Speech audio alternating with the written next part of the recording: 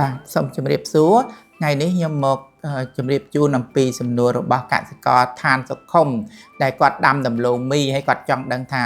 តើក្រោយពីដាំបានមួយខែដំឡូងមីយើងអាចរោយជីទៅលើគល់វាបានល្អដែរឬទេបាទជាទូទៅឆ្លើយយ៉ាងខ្លីថាការរោយជីទៅលើដីទៅលើគល់វានឹងអត់ល្អទេបាទគឺយើងចាំបាច់ត្រូវប្រើវិធីសាស្ត្រមួយទៀតអញ្ចឹងយើងគួរតែចាំមួយខែទៅមួយខែកន្លះពេលយើងដាក់ជីទៅល្អ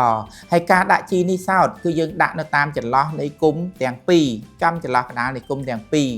មិនគួរគប្បីយើងរោយទៅលើរងនឹងទេបាទកាលណារោយជីទៅលើរងហ្នឹងធ្វើឲ្យបាត់បង់ជីច្រើនបាត់បង់សារធាតុចិញ្ចឹមនឹងច្រើនបាទបើយើងកប់តាមចន្លោះគុម្ពមួយ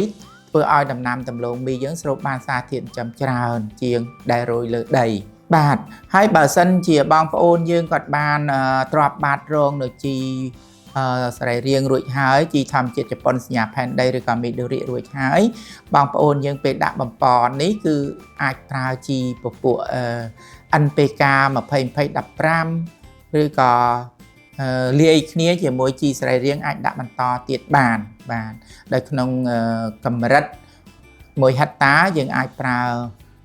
ជីធម្មជាតិជប៉ុនសញ្ញាផែនដីនឹង100គីឡូបូកនឹងជាមួយនឹង NPK ហ្នឹងអាច25ទៅ50គីឡូទៅតាមសភាពរបស់ដំណាំដំឡូងមីយើងឬក៏ទៅតាមជីជាតិដីដែលបងប្អូនយើងដឹងស្រាប់នៅចំការយើងបាទអរគុណ